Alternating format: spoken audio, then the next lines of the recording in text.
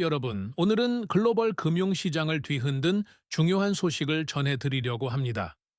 12월 19일, 일본에서 30년 만에 역사적인 사건이 발생했습니다. 일본은행이 기준금리를 0.75%로 인상한 것인데요. 겨우 0.25% 올린 건데 뭐가 그렇게 대단해? 이렇게 생각하실 수도 있습니다. 하지만 이 결정은 단순한 금리 조정이 아닙니다. 30년 동안 이어진 일본의 초저금리 시대가 막을 내리고 새로운 경제 패러다임이 시작됐다는 신호입니다. 오늘 영상에서는 이번 금리 인상의 의미와 배경, 그리고 앞으로 우리에게 미칠 영향까지 전공법으로 차근차근 분석해 드리겠습니다. 핵심 사실부터 정리하겠습니다. 2024년 12월 19일 일본은행은 이틀간의 금융정책 결정 회의를 마치고 기준금리를 현행 0.5%에서 0.75%로 0.25%포인트 인상한다고 발표했습니다. 이번 인상으로 일본의 기준금리는 1995년 9월 이후 30년 만에 가장 높은 수준이 됐습니다. 올해로만 따지면 1월에 한 차례 인상한 이후 11개월 만에 추가 인상입니다. 숫자로 보는 일본 금리의 역사, 여기서 일본 금리의 역사를 간단히 짚어보겠습니다. 1990년대 초, 버블 경제 붕괴 1955년 9월, 금리 0.5%로 인하 이후 30년간 단 한 번도 0.5%를 넘지 못함 2024년 12월, 드디어 0.75%로 돌파 시장에서는 이 0.5%를 0.5%의 벽이라고 불렀습니다. 마치 뛰어넘을 수 없는 심리적, 구조적 장벽처럼 말이죠. 그런데 이번에 드디어 그 벽이 무너진 겁니다.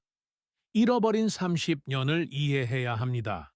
일본이 왜 30년 동안 금리를 올리지 못했는지 그 배경을 이해하는 것이 중요합니다. 1990년대 초 일본 버블 경제 붕괴, 1980년대 일본은 세계 경제의 중심이었습니다. 부동산과 주식 가격이 천정부지로 치솟았죠. 하지만 1990년대 초 이 거품이 한순간에 터졌습니다. 부동산 가격은 폭락했고 은행들은 부실 채권에 허덕였습니다. 기업들은 투자를 멈췄고 사람들은 소비를 줄였습니다. 디플레이션의 뉘읍 더 큰 문제는 디플레이션이었습니다. 물가가 계속 떨어지는 상황이죠. 물가가 떨어지면 좋은 거 아닌가요? 아닙니다. 디플레이션은 경제의 독약입니다. 물건값이 계속 떨어질 거라 생각하면 사람들은 소비를 미룹니다. 소비가 줄면 기업 매출이 감소합니다. 기업은 투자와 고용을 줄입니다. 실업이 늘고 소득이 감소합니다. 다시 소비가 줄어드는 악순환이 반복됩니다. 일본은행의 선택, 제로 금리 정책. 이 악순환을 끊기 위해 일본은행은 극단적인 선택을 했습니다. 금리를 거의 0%로 낮춘 것이죠. 목표는 명확했습니다. 돈을 빌리기 쉽게 만들어 투자와 소비를 촉진 엔화 가치를 낮춰 수출 경쟁력 확보 물가 상승을 유도하지만 30년이 지나도록 이 정책은 큰 성과를 내지 못했습니다. 사람들은 여전히 소비하지 않았고 기업들은 투자를 꺼렸으며 물가는 목표치에 도달하지 못했습니다. 0.5%의 벽이 생긴 이유, 그래서 일본은행은 금리를 올릴 수가 없었습니다. 조금이라도 올리면 경제가 다시 침체될까 두려웠던 거죠. 이것이 바로 0.5%의 벽이 만들어진 배경입니다. 상황이 완전히 바뀌었습니다.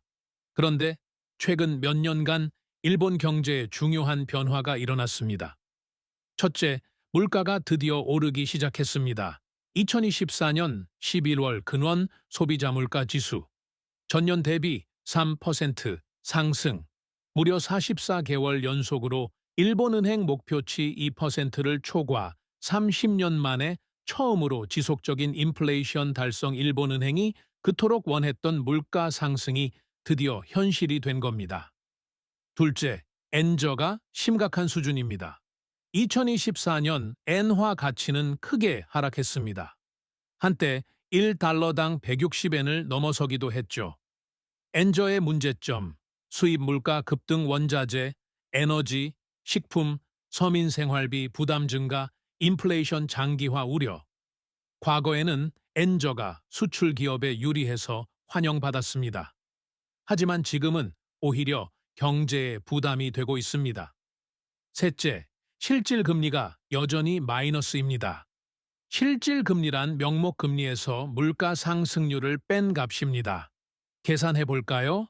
명목 금리 0.5%, 물가 상승률 3%, 실질 금리 0.5% 마이너스 3%, 미누 2.5% 실질 금리가 마이너스라는 건 돈을 은행에 맡기면 오히려 손해를 본다는 의미입니다. 이는 금융 환경이 여전히 매우 완화적이고 추가 긴축이 필요하다는 신호입니다. 넷째, 임금이 오르고 있습니다. 이게 가장 중요한 변화입니다. 일본에서 30년 만에 처음으로 대규모 임금 인상이 이루어지고 있습니다. 2024년 춘투 봄철 임금 협상에서 평균 5% 이상의 임금 인상이 이루어졌습니다. 임금이 오르면 소비가 늘고 물가가 오르는 선순환 구조가 만들어질 가능성이 생긴 겁니다. 일본은행의 판단, 이 모든 변화를 종합해서 일본은행은 판단했습니다. 이제 금리를 정상화할 때가 됐다. 30년 동안의 비정상적인 초저금리에서 정상적인 금리 체제로 돌아가는 첫걸음을 뗀 것입니다. 시장의 최대 관심사, 이제 모든 시선은 한 곳으로 모아집니다. 일본은행이 추가로 금리를 더 올릴 것인가? 이 질문의 답은 우에다 가즈오 일본은행 총재의 향후 발언과 경제 데이터에 달려 있습니다. 시나리오 1. 신중한 접근. 만약 우에다 총재가 당분간 금리 인상을 멈추고 지켜보겠다고 하면 엔화 가치가 더 떨어질 위험, 수입 물가 상승 압력 지속, 인플레이션 통제 실패 우려. 시나리오 2. 추가 인상 시사. 반대로 계속해서 금리를 인상할 것이라고 강하게 시사하면 장기 금리 급등 위험, 일본 정부의 이자 부담 급증, 부동산 시장 냉각, 기업 투자 위축 가능성, 줄타기하는 일본은행은 지금 아슬아슬한 줄타기를 하고 있습니다. 너무 천천히 올리면 인플레이션, 통제 실패, 너무 빨리 올리면 경제 성장 둔화, 이 균형을 맞추는 것이 최대 과제입니다. 장기 금리 2% 문턱, 특히 주목할 지표가 있습니다. 일본의 10년물 국채 금리입니다. 현재 2% 수준에 근접했는데 이게 중요한 이유는 일본 정부의 막대한 부채 때문입니다. 일본 정부 부채, GDP 대비 260%, 세계 최고 수준. 금리 1%만 올라도 이자 부담이 수조 엔 증가. 다카이치 사내 정부는 적극적인 재정 지출을 공약했는데 금리 상승은 이 계획에 큰 제약이 됩니다. 글로벌 파급 효과, 일본의 금리 인상은 전 세계에 영향을 미칩니다. 엔카에리 트레이드 청산, 엔캐리 트레이드란 일본에서 초저금리로 돈을 빌림, 그 돈으로 금리가 높은 다른 나라의 투자 금리 차이로 수익을 얻는 전략. 일본 금리가 오르면 이 전략의 수익성이 떨어집니다. 따라서 자금이 일본으로 회귀하고 다른 나라 자산 시장에서는 매도 압력이 생깁니다. 아시아 금융시장 변동성 엔화 강세, 아시아 통화 약세 압력 자금 흐름의 변화 주식, 채권 시장 변동성 확대 한국에 미치는 영향 우리나라도 영향을 피할 수 없습니다. 한일 금리차 축소 원화 가치에 영향 한국은행 통화정책 고려사항 증가 수출 기업 경쟁력 변화 5부 결론 및 시사점 84맘 7판 역사적 의미 오늘 우리가 목격한 일본의 금리 인상은 단순한 0.25% 조정이 아닙니다.